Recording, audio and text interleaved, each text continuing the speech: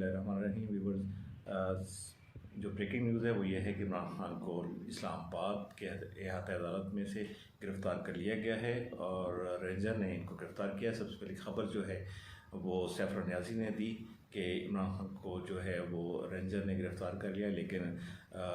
जो ज़राए थे वो नहीं बता पा रहे थे, कंफर्म नहीं कर पा रहे थे। लेकिन कुछ लम्हे बाद जो है वो तमाम टीवी चैनल, मेरी वीडियो के पीछे आप ये जो फुटेज देख रहे हैं ये इंतहाई दिलदोज़ हैं उन लोगों के लिए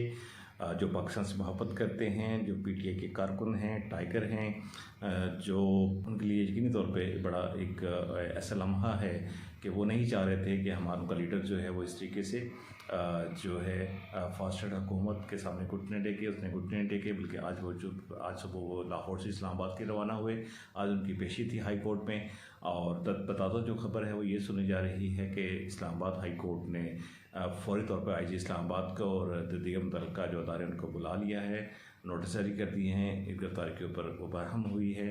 इस्लामाबाद हाई कोर्ट। अब देखिए